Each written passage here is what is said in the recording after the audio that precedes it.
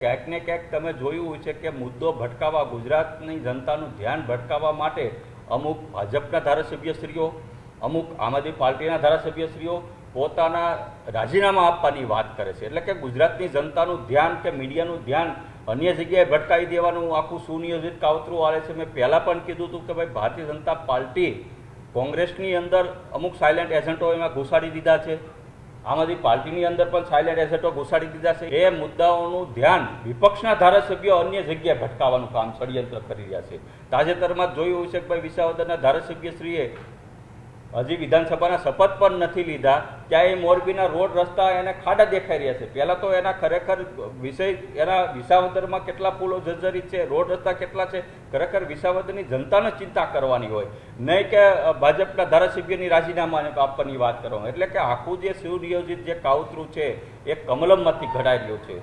આજે તમે જોયું છે કે ભાઈ કોંગ્રેસ પણ અત્યારે બ્રિજની ઘટનાના મુદ્દા નથી ઉઠાવતી, ધારાસભ્યના રાજીનામાના મુદ્દાઓ ઉઠાવે છે. એટલે કે ક્યાંક ને ક્યાંક જે વિપક્ષ છે એ કમલમના ઈશારે આખું સુનિયોજિત કાવતરું ઘડી અને કમલમના ઈશારે મુદ્દાઓ ગુજરાતની જનતાનું ધ્યાન ભટકાવી રહ્યા છે. એટલે મેં પહેલાં પણ કીધું હતું કે ભાઈ ભારતીય જનતા પાર્ટીએ આમ આદમી પાર્ટીમાં પણ અમુક લોકોને જીતાડવામાં આવ્યા છે, અમુક લોકોને એન્ટર કરાવવામાં આવ્યા છે જે માત્ર ને માત્ર ભાજપનું જ કામ કરી રહ્યા છે. કોંગ્રેસમાં પણ એવા ઘણા બધા ભાજપના એજન્ટો છે જે ગુજરાતની જનતાનું ધ્યાન અન્ય જગ્યાએ ભટકાવવાનું કામ કરી રહ્યા છે. આ તમને પહેલાં પણ કીધું હતું કે માન્ય મોરબીના ધારાસભ્ય શ્રી કાંતિભાઈ ખૂબ જૂના, ત્યાંના 30 વર્ષથી પણ વધુ ત્યાંના ધારાસભ્ય છે, અને માન્ય ગોપાલભાઈ તાજેતરમાં જ હજી વિધાનસભાના શપથ પણ નથી લીધા, ધારાસભ્ય તરીકે તાજેતરમાં ચૂંટાયેલા છે. મેં તમને કીધું કે ભાઈ આ બેયનો વિષય જે હતો ભાઈ બે રાજીનામા આપવાની વાત હતી, પણ મેં તમને કીધું કે શા માટે આ વિવાદ ઊભો કર્યો.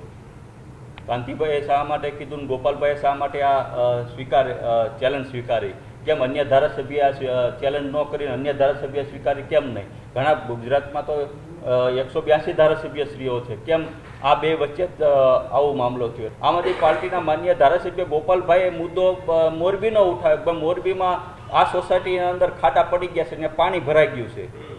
આજે હું મારા બોટાદનો ધારાસભ્ય છું, હું પણ સ્વીકારું છું કે મારી ઘણી બોટાદની એવી સોસાયટી છે કે ત્યાં પાણી ભરાઈ ગયા છે, ખાડા પડી ગયા છે. એ મુદ્દો નથી.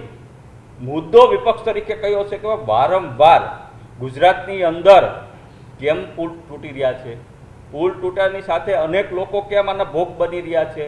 મુદ્દો આ છે. તો આખું ધ્યાન ભટકાવવા માટે માન્ય ભાજપના ધારાસભ્ય શ્રી કાંતિભાઈ હોય તોય ભલે કે આમ આદમી પાર્ટીના ગોપાલભાઈ હોય તોય ભલે, મુદ્દો ગુજરાતની જનતાને બેવકૂફ બનાવવા માટે આખું આ બંને ભાજપ અને આમ આદમી પાર્ટી નાટક કરી રહી છે. ધારાસભ્ય તરીકે આજે માની લો કે મેં તમને કીધું કાંતિભાઈ હોય તોય ભલે ને ગોપાલભાઈ હોય તોય ભલે, ચેલેન્જ કરી હોય તો કામની રાજનીતિની ચેલેન્જ કરે ને. આજે હું મીડિયાના મારફત ગોપાલભાઈને ચેલેન્જ કરું છું કે ભાઈ 2.5 વર્ષ મારા ધારાસભ્ય તરીકે મેં બોટાદમાં કામ કર્યું છે, 2000 કરોડનું કામ કર્યું છે, એમાં સ્પોર્ટ કોમ્પ્લેક્સ હોય તોય ભલે, રિપોર્ટ કાર્ડ મેં આપ્યું હતું મીડિયાના મારફત, જીઆઈડીસી હોય તોય ભલે, રોડ રસ્તા હોય તોય ભલે, સ્કૂલના કામો હોય તોય ભલે. 2.5 વર્ષની અંદર 2000 કરોડના કામો કર્યા છે. જો ગોપાલભાઈમાં તેવડ હોય તો વિસાવદરમાં 500 કરોડના કામ કરીને ઉમેશભાઈને ચેલેન્જ આપે ને, ચાલો હું ઉમેશભાઈની કરતાં વધુ કામ કરીએ, કોઈ એવી ચેલેન્જ આપો ને ભાઈ. શા માટે એકબીજાને રાજીનામાની ચેલેન્જ આપો છો? તમને લોકોએ વિશ્વાસ તમારી ઉપર રાખી અને ધારાસભ્ય બનાવ્યા છે તો કામની રાજનીતિ કરો, નહીં કે એકબીજાના રાજીનામા લેવાની.